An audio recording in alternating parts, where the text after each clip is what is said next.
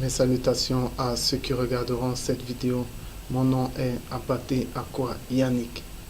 Si je viens auprès de vous à ce moment que le Père, dans sa grâce immense, rend encore disponible, c'est pour partager avec vous la parole qui donne la vie, la parole qui est esprit et vie, la parole qui seule nous protège l'esprit, l'âme et le corps, la parole qui seule nous perfectionne, la parole qui seule nous amène et nous rapproche pas à pas de notre royaume, du royaume des cieux.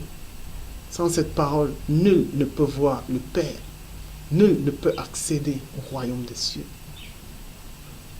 Nul ne peut revêtir le corps céleste sans cette parole. Et cette parole s'est faite chair. Elle a habité parmi nous. Et elle a porté le nom au-dessus de tout nom, devant lequel tout genou fléchit, autant dans les cieux que sur cette terre. Le nom de Jésus-Christ. Jésus loin de Dieu. Jésus loin de Dieu. Le Fils de Dieu. Le Père lui a donné toutes ses qualités. Le Père a fait de lui Dieu pour les hommes, le nom par lequel les hommes sont sauvés. Jésus-Christ, Jésus-Christ, Jésus-Christ. Il n'y a aucun autre nom sur cette terre par lequel nous héritons de l'excellence, de la gloire à venir. C'est dans ce nom que nous venons partager, c'est la parole que nous venons partager. Mais avant de commencer, nous allons nous recommander à notre Père qui est dans les cieux, le Père de notre Seigneur et Sauveur Jésus-Christ de Nazareth, sans lequel rien n'est possible. Tout ce que nous faisons, c'est parce qu'il rend disponible. Tout ce que nous faisons, c'est parce qu'il nous fortifie. Il met en nous le vouloir et le pouvoir. Tout ce que nous faisons, c'est parce qu'il nous environne de sa grâce. C'est pourquoi nous l'élevons. Père très saint, sois magnifié. Tu es dans la splendeur. Ta grandeur est incontestable, inégalable. Nul n'est comme toi. Tu es surélevé. Tu es au-dessus de l'élévation même. Tu es au-dessus du spirituel. Tu es au-dessus même de tout ce que nous connaissons. Parce que toi seul es Dieu. Mon Dieu, pour cette raison, en ce moment encore que tu rends possible, nous nous écrasons devant ta grandeur. Nous nous écrasons, nous nous humilions devant toi. Mon Dieu, tu nous as enlevé de la pourriture du monde pour nous accorder d'être tes enfants. Et nous te rendons grâce pour les belles créatures que tu as faites de nous. Mon Dieu, maintenant, que cette œuvre que tu as commencée, que toi-même daignes la mener à la perfection. Père Saint, daignes nous garder fidèles à toi. Daignes nous garder courageux devant les épreuves. Daignes nous garder patients dans l'épreuve. Mon Dieu, peu importe les tribulations, peu importe les persécutions, peu importe les insultes des hommes, peu importe la violence des hommes, même si ça arrive jusqu'à la mort, Abba Père, daignes nous garder fidèles à toi. Que nous servons de témoignage, que nous te glorifions, que nous témoignons de ta toute-puissance au milieu des nations, de la puissance de ta parole, de la conversion véritable, que nous soyons des signes, que nous soyons des témoignages vivants. Père Saint, nous te remettons ce moment maintenant, que ton esprit dispose le cœur au nom de Jésus-Christ et que lui seul nous guide, que lui seul nous conduise, qu'il nous humilie, qu'il écrase la chair, mais que nous nous soumettions à son obéissance et que nous nous soumettions à ta connaissance qui se limite à l'esprit qui enseigne. Père Saint, sois élevé. À toi l'adoration au nom de ta parole, au nom du Seigneur Jésus-Christ de Nazareth. Amen. Aujourd'hui, nous allons partager sur un nouveau thème, à savoir l'exhortation des jeunes quant au mariage. Vous allez me poser la question de savoir, Abaté, tu parles du mariage, mais est-ce que tu es marié? Je vais vous dire, toute chose est spirituelle. Je vous parle des choses spirituelles. Jésus n'était pas marié. Vous allez me dire que je ne suis pas Jésus. Paul n'était pas marié. Vous allez me dire que je ne suis pas Paul. Mais comprenez une chose, c'est que toutes ces personnes étaient mariées. Bien que moi également je suis marié, mais nous sommes mariés d'un mariage spirituel, qu'il n'y a que les spirituels qui peuvent comprendre. Et sachez une chose, c'est qu'avant d'être marié dans le physique, vous devez l'être spirituellement. Parce que vous devez d'abord comprendre ce que c'est que le mariage dans le spirituel, avant de pouvoir dire que vous vous mariez physiquement. Il n'y a que les matures qui se marient. Il n'y a que les parfaits qui se marient. Si vous n'êtes pas parfait, si vous êtes imparfait, votre mariage sera imparfait, même en Jésus-Christ. Parce qu'il y a plusieurs façons de marcher avec Christ. Il y a des gens qui ont mis des cales dans leur marche. Il y a des gens qui également ont décidé de marcher dans la perfection. Ça veut dire que eux, toutes leurs choses sont parfaites et toutes leurs choses glorifient Dieu dans la perfection. Moi, je suis marié à l'agneau. Moi, je suis une épouse de l'agneau. Le mariage, dans le mariage, le mari aime. La femme est soumise. Dans notre mariage, l'agneau, Jésus-Christ, nous aime. L'époux nous aime. Bien que nous sommes encore dans les fiançailles. Parce que le mariage, c'est au festin des noces. Mais les fiançailles, c'est déjà l'entrée dans le mariage. Maintenant, l'époux, il prend un temps pour regarder si son épouse est fidèle. C'est ça les fiançailles. Eh bien, nous sommes déjà dans ce mariage. On commence déjà à ressentir l'amour de l'époux. Et c'est pourquoi on peut parler du mariage. Parce que nous sommes déjà liés dans le spirituel. Et parce qu'il nous a donné le sceau de l'union dans l'esprit. Il nous enseigne comment être une bonne épouse. Et c'est pourquoi nous pouvons également parler de ces choses. Parce que nous sommes enseignés sur ces choses. Exhortons-nous donc sur cet aspect très important de la chrétienté. Premièrement, comme je disais, pour se marier, il faut être spirituel. Le mariage n'est pas fait pour les charnels. Si vous vous mariez charnellement, sachez une chose, c'est que vous allez regretter. Je vais d'abord m'adresser aux hommes. Parce que ce sont les hommes qui vont vers la femme. C'est l'homme qui quitte son père et sa mère pour s'attacher à une femme. Premièrement, vous ne trouverez jamais une femme parfaite. Comme Christ ne trouve et ne trouvera jamais une église parfaite. Nous tous, nous sommes charnels. Christ est spirituel. Maintenant, il nous perfectionne jour après jour. Vous ne trouverez jamais une femme parfaite. La femme, tout comme l'église, naît avec une chose, c'est la convoitise. Une femme peut être la plus bonne du monde, mais elle va convoiter. Si elle ne vous le montre pas, même quand ses enfants vont naître, cette convoitise-là va naître. La femme, quand on parle de mère poule, ça veut dire le fait de protéger ses enfants, le fait de montrer beaucoup d'attention à ses enfants, c'est de la convoitise. C'est de la convoitise et la femme le fait plus que l'homme. La femme peut même à un moment mettre son mari de côté pour les enfants. Elle se met à convoiter. Et c'est fait pour une chose, pour une raison. C'est que la femme, elle est plus charnelle que l'homme. La femme a été tirée de l'homme. Mais l'homme a été fait à l'image de Dieu. Il a été tiré directement du spirituel. C'est pourquoi dans des foyers, c'est la femme qui accuse beaucoup plus les chocs physiques. Avec l'entourage là, l'homme peut gérer ça. Mais la femme, lorsque tu viens toucher à sa maison, lorsque tu viens toucher à son foyer, elle accuse ça. Et elle réagit beaucoup plus. Parce que les femmes sont beaucoup plus physiques.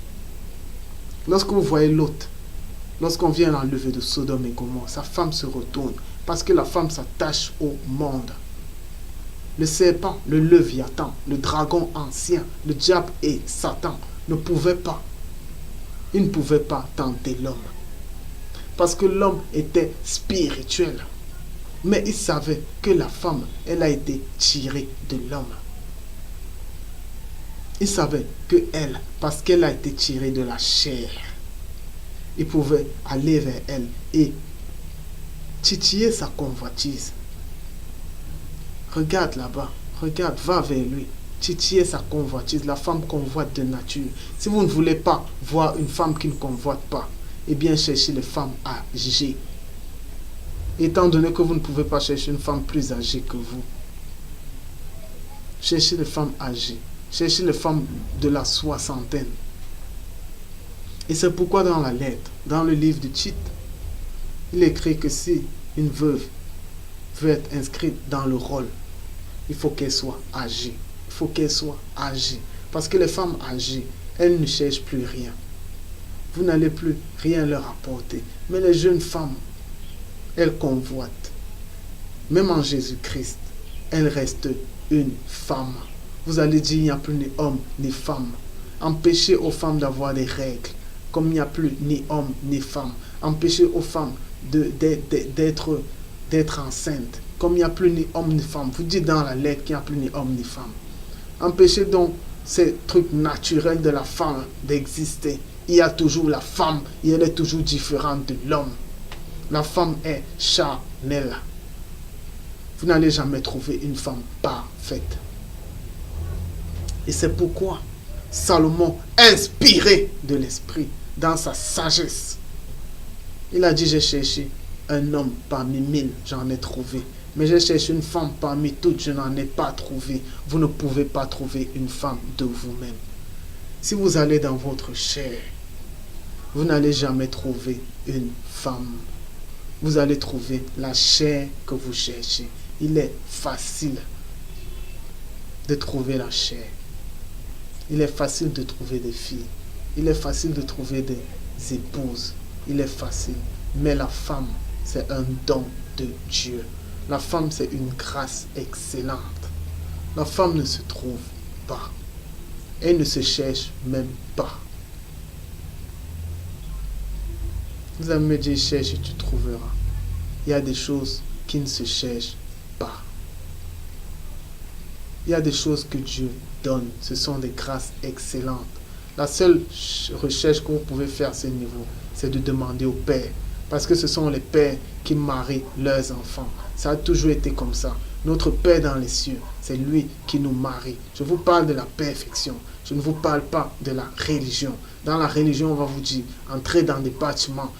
Voilà, et regarde telle fille, elle est comme ça, elle est comme ça, elle est vierge et tout. Ça, on est en train de vous dicter quelque chose. C'est un homme qui vous dicte. Parce qu'on vous dit, mariez-vous vite, mariez-vous jeune. Ou bien, c'est pas le monde. Où on va vous dire, dès que tu travailles, il faut que tu te maries. On commence à te mettre la pression. Les parents commencent à te mettre la pression. Ça, ce sont les hommes. Ça, c'est la religion. Je vous parle du spirituel. Dans le spirituel, on attend. Adam n'a jamais demandé la femme.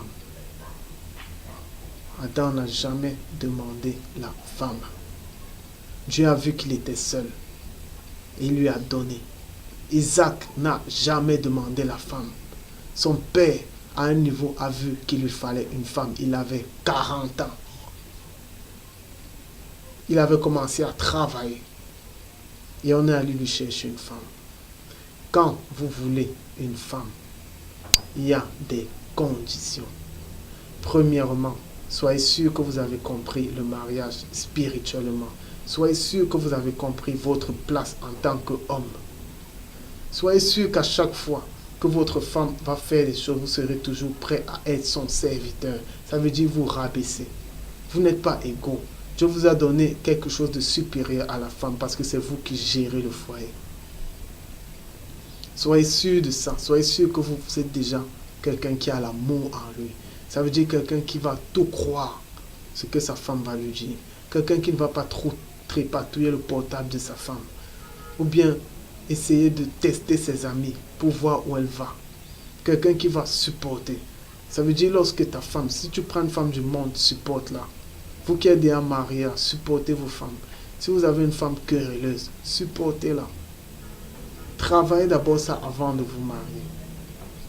Recevez d'abord l'amour comme don de Dieu avant de vous marier. Si vous n'avez pas l'amour comme don de Dieu, votre mariage sera imparfait. L'une des conditions, après avoir reçu l'amour, après avoir décidé d'aimer l'autre, après vous être aimé vous-même, parce que vous aimez vous-même, c'est recevoir la parole de Dieu. Si vous n'avez pas la parole de Dieu, vous ne pouvez pas aimer quelqu'un d'autre. Vous ne devez même pas vous marier. Parce que c'est un mariage qui est déjà fait du divorce. Si vous ne divorcez pas, ce sera un mariage d'infidélité. Et je vous dis, l'infidélité, ce n'est pas toujours en allant avec quelqu'un d'autre. L'infidélité, c'est en étant avec votre femme et avoir les pensées d'une autre femme dans la tête. Ça, c'est déjà l'infidélité. Vous pouvez être avec votre femme dans l'acte sexuel. Vous pensez à une autre femme, vous êtes infidèle. Vous êtes infidèle. Soyez sûr que vous aimez. D'abord, soyez sûr que vous aimez. Soyez sûr que vous avez commencé à vous aimer. Soyez sûr que vous avez compris qui est même l'autre. Toi, la femme, comprends qui est l'homme. Quand Dieu a créé l'homme, c'était dans quel but? Toi, l'homme, comprends qui est la femme. Quand Dieu a créé la femme, c'était dans quel but? L'homme, c'est Jésus. La femme, c'est l'Église. L'homme, comme Jésus, doit tailler. Tailler, comme Christ taille son Église. Comme Christ taille, l'homme doit tailler sa femme tous les jours. C'est l'homme qui rend sa femme belle. Lorsqu'un homme entretient bien sa femme rayonne. C'est pourquoi la gloire de l'homme, c'est sa femme. Si on veut voir un homme valable, on regarde sa femme. La femme, c'est la gloire de l'homme. Maintenant, la première condition, c'est laquelle? Avant de vous marier dans le physique. Soyez sûr, comme Isaac, soyez sûr, comme Adam, que vous avez déjà une responsabilité. Soyez sûr que vous avez les moyens d'être responsable. Qu'est-ce que ça veut dire?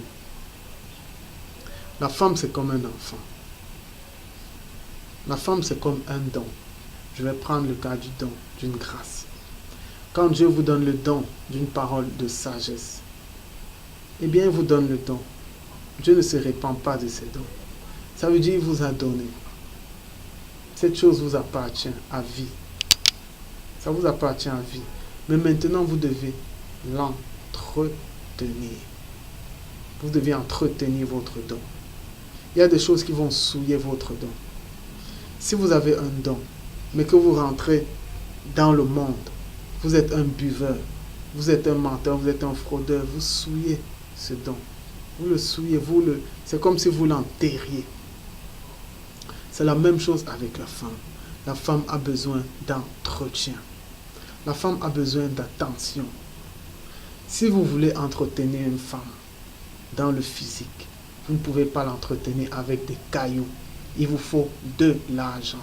Il vous faut travailler. Avant de prendre une femme, assurez-vous qu'elle ne va pas pleurer chez vous.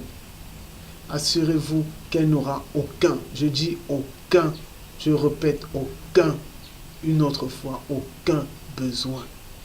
La femme n'est pas faite pour avoir des besoins dans un foyer.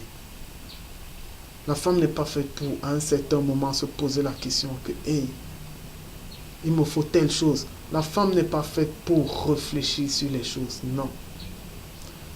Vous les hommes qui n'êtes pas mariés, ça c'est une exhortation pour vous.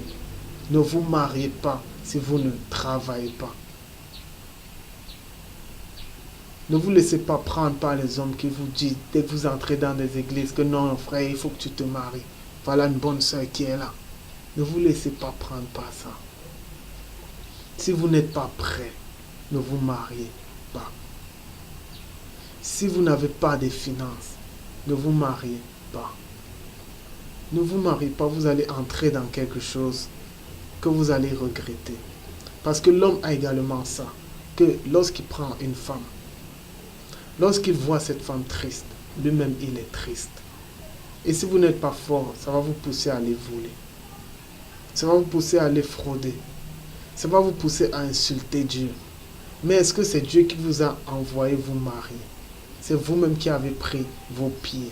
Ne remettez pas à Dieu ce que vous avez pris. Il y a ce qu'on appelle la volonté permissive de Dieu. Ça, c'est une vérité. Lorsque Israël, au temps du prophète Samuel, a demandé un roi, quand Samuel part voir Dieu, il dit à Dieu, ton peuple demande un roi. Dieu lui dit, c'est parce qu'ils ne veulent plus être sous mon autorité. Mais va néanmoins leur dire que ce roi que vous voulez là, il va faire comme ça. Il va prendre vos filles. Il va faire comme ça. Il va vous prendre un tribut. Il va vous prendre une dîme. Il va faire comme ça. Samuel est allé répéter tout ça aux gens. Que voilà, vous dites que vous ne voulez plus l'autorité de Dieu. Mais ce roi que vous voulez là, eh bien, il va prendre vos filles. Vos femmes seront dans ces palais. Elles vont faire comme ça. Elles vont faire comme ça. Il va prendre des impôts sur vous. Il va faire toutes ces choses. Et on dit, on veut quand même, on veut. Ce n'était pas la volonté de Dieu. Mais les hommes ont tellement voulu des choses qu'il a permis ça. Il a permis. Et qu'est-ce qu'il a été dit après? Il a été dit, comme vous avez voulu le roi, sachez que même s'il vous fait quoi et que vous vous plaignez, Dieu l'a dit que je ne vais pas écouter ce que vous dites parce que c'est vous qui avez voulu le roi. Je ne vous ai pas dit prenez un roi. Vous êtes venu me voir et vous avez insisté. Prenez donc ce que vous voulez. C'est comme ça avec la femme et l'homme. Lorsque vous n'êtes pas prêt, vous êtes enfant de Dieu, vous priez, je veux une femme, je veux une femme, je veux une femme. Vous n'êtes pas prêt. Dieu veut encore vous tailler. Il veut que vous compreniez même qui vous êtes en tant qu'homme. Il veut que vous compreniez même ce que c'est que l'amour. Il veut encore vous tailler vos femmes. Pour que vous compreniez même ce que c'est que la soumission. Pour que vous compreniez même ce que c'est que le mariage. Pour que vous compreniez même ce que c'est que l'union, l'alliance. Fait un avec une autre personne. Mais vous êtes pressé. Vous voulez que les autres voient aussi l'anneau qui brille sur votre doigt. Vous vous précipitez dans les choses. Oui, vous allez faire un mariage. Mais vous êtes encore imparfait. Et Dieu va vous laisser faire. Vous n'êtes pas dans la perfection, mais il va vous permettre. Et lorsque dans votre couple, vous allez commencer à avoir les divergences, vous allez dire, oh mon Dieu, tu ne regardes pas. Ce n'est pas lui. Ce n'était pas sa volonté. Mais vous avez insisté. Vous avez insisté. Cherchez la perfection de Dieu. Soyez patient. Même si c'est à 60 ans, Dieu va vous permettre d'être marié. Le plus important, c'est la perfection de l'esprit. Ce n'est pas la chair. Si vous êtes parfait spirituellement, eh bien là, vous pouvez vous marier. Et votre mariage va honorer Dieu selon sa perfection. De nos jours, nous sommes pressés. Prenez le temps. Prenez le temps. Deuxième condition. Abraham dit quelque chose par rapport à son fils Isaac. Lorsqu'il envoie son serviteur, il dit, va dans telle famille. Jacob et Isaac. Isaac, lorsqu'il veut envoyer son fils Jacob se marier, il lui dit, va dans telle famille. Et c'était dans la même famille. C'était dans la même famille. Et son frère Ésaü s'est rendu compte que son père n'aimait pas les femmes avec lesquelles il était. Il a été obligé d'aller prendre une femme dans la famille d'Ismaël. Vous savez pourquoi? Parce que les familles jouent. Les familles jouent. Je vous parle de la perfection. Je ne vous parle pas des bâtiments. Si vous voulez épouser une femme, si vous voulez épouser un homme, regardez la famille. Si vous voyez que cette femme ou cet homme est dans une famille chrétienne, c'est un avantage que vous avez. C'est un avantage. contrairement à une famille qui ne croit pas. C'est un avantage que vous avez. Avant de vous marier, regardez d'où vient celui que vous voulez épouser. Regardez d'où il vient. Je vous parle selon la perfection. Première condition, assurez-vous, vous hommes, que vous avez suffisamment de moyens pour entretenir, pour vous occuper de cette personne-là. La femme n'est pas faite pour souffrir, même pas une minute. La femme n'est pas faite pour aller toquer chez son voisin et dire je veux du savon, je veux telle chose. Elle n'est pas faite pour ça. Si vous n'avez pas les moyens, laissez cette fille tranquille. Vous ne serez pas gêné de vous occuper de vous-même. Occupez-vous de vous-même. Laissez cette fille tranquille. Laissez le mariage. C'est le Père qui nous marie. C'est Dieu qui nous marie. Lorsque Dieu veut déjà vous marier, il va vous ouvrir les portes. D'abord, il va vous donner une stabilité. Cherchons la perfection. Je ne suis pas là pour vous parler de la volonté permissive. Le mariage doit être honoré. Le mariage est bien. Mais il y a des conditions. Vous ne pouvez pas ne pas avoir d'argent. Vous partez prendre une femme. Non. C'est des regrets et c'est de l'amertume que vous partez chercher. Ça risque même de saper votre foi. Ce n'est pas une obligation le mariage.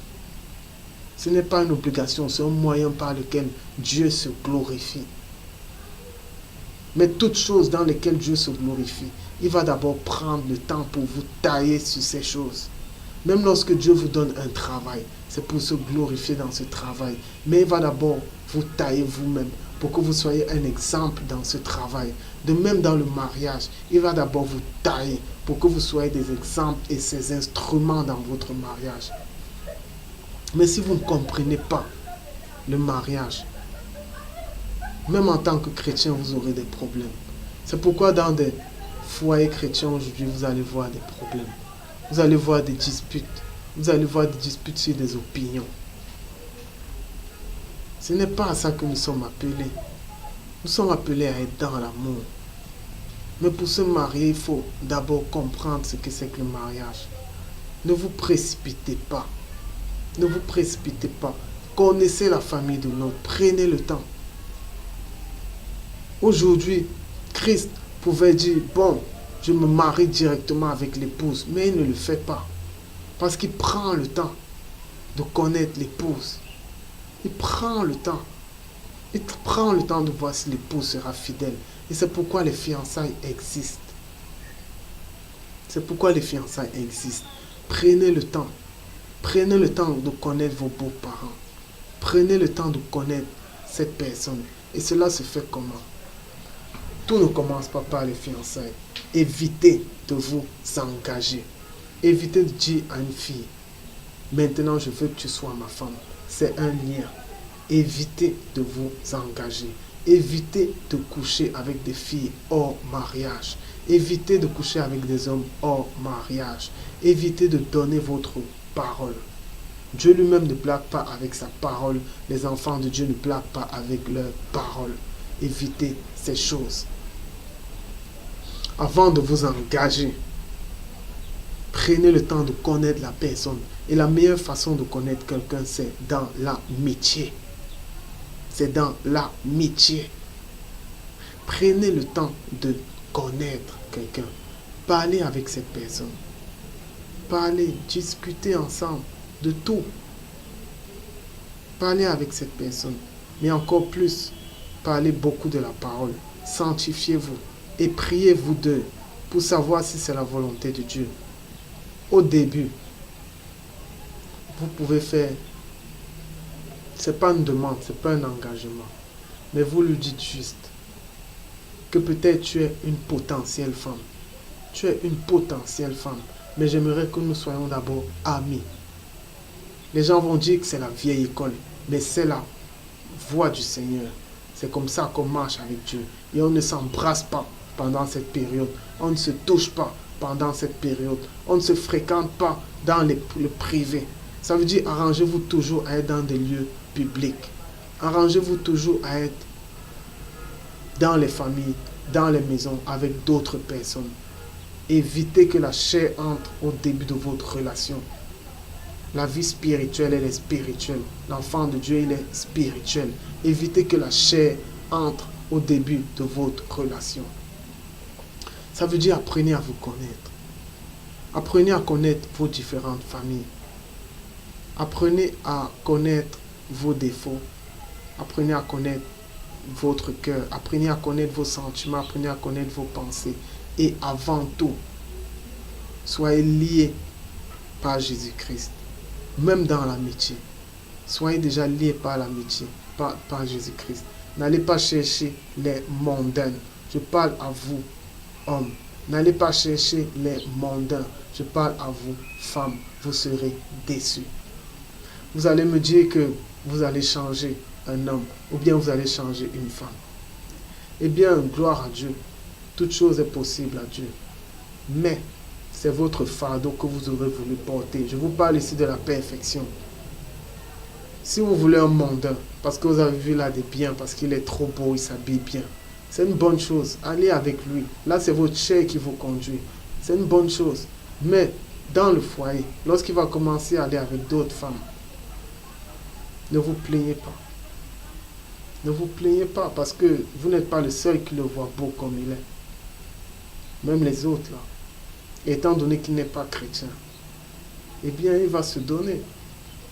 Il va se donner aux autres comme il se donne à vous. De même, vous, hommes, qui allez chercher une fille du monde, parce qu'elle frappe. Vous n'êtes pas la seule.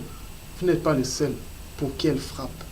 Et comme elle a commencé à coucher avec des gens là, eh bien, comme elle couche avec vous hors mariage, sachez qu'elle peut aussi coucher avec une autre personne hors mariage et même dans le mariage.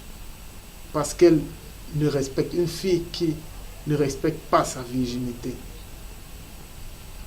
eh bien, c'est une fille qui peut coucher avec tout le monde.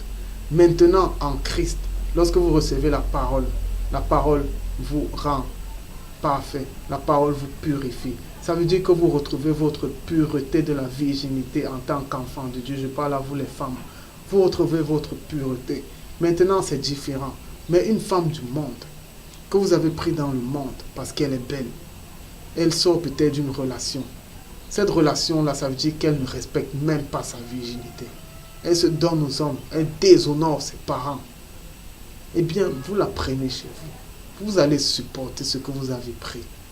Parce que comme elle ne respecte pas sa virginité, comme elle déshonore son père, ne pensez pas que vous êtes son père lorsque son père remet l'autorité entre vos mains. Vous devenez son père. Si elle a déshonoré son père en allant avec des hommes hors mariage, elle va vous déshonorer, vous, son mari, en allant avec des hommes dans son mariage.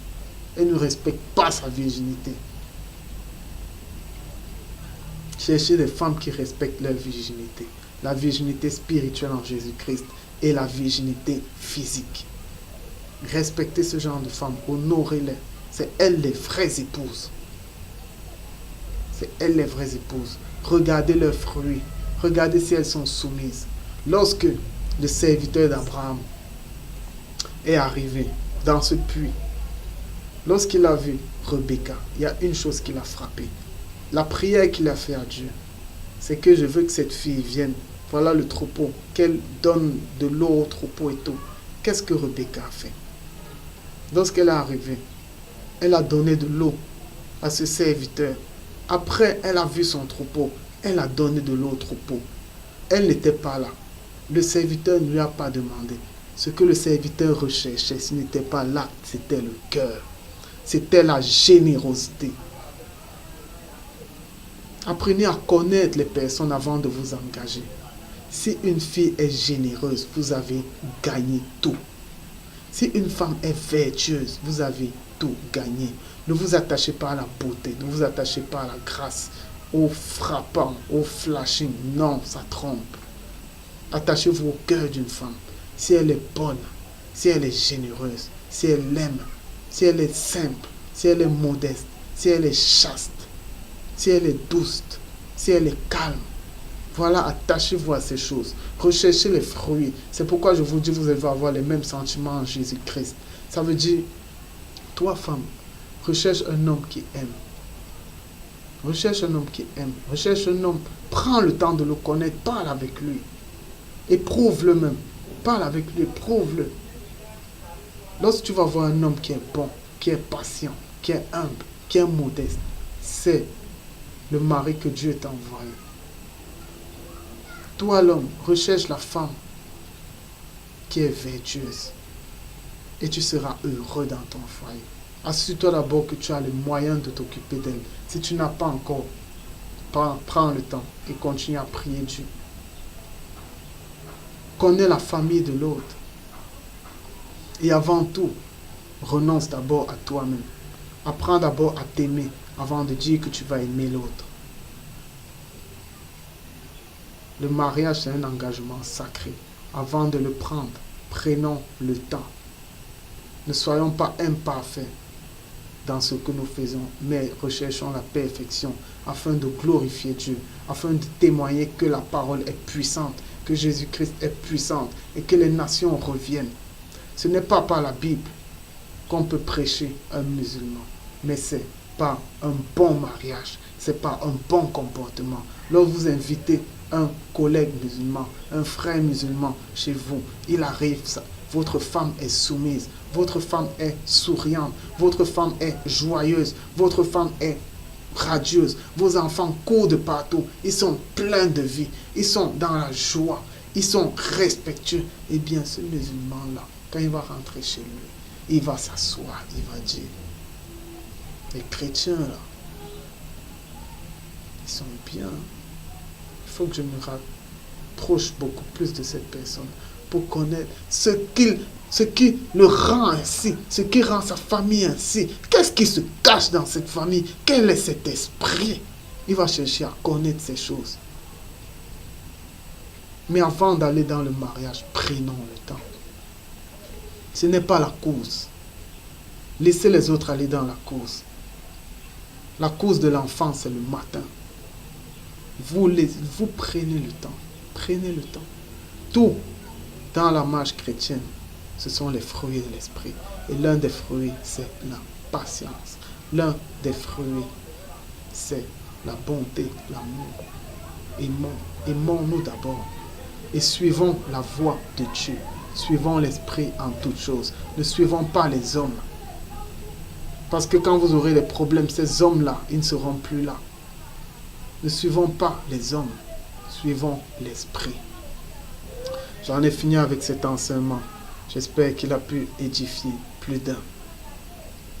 Père très saint, nous te rendons grâce pour ce moment que tu as encore rendu possible. Mon Dieu, l'homme n'est rien, nous ne sommes rien. C'est pourquoi nous prions pour que seul ton esprit dirige ces paroles, que seul ton esprit convainque et enseigne au travers de ces paroles. Père très saint, afin que la gloire te revienne, afin que toi seul sois élevé, afin que ton souhait, qui est que toutes les âmes soient sauvées, puisse être réalisé. Mon Dieu, nous implorons le bouclier de ta grâce, le bouclier de ta parole, non seulement pour nous, mais également pour cette parole, mais également pour nos frères et sœurs dans le monde qui sont dans les persécutions. Mon Dieu, fortifie-les. Donne-leur le courage, donne-leur le zèle d'annoncer encore plus ta parole. Mon Dieu, fortifie-nous. Donne-nous la haine de la dissolution, mais garde-nous dans l'amour de la vérité, au nom du Seigneur Jésus-Christ de Nazareth. Père très saint, que seule ta volonté soit faite et que ton règne arrive.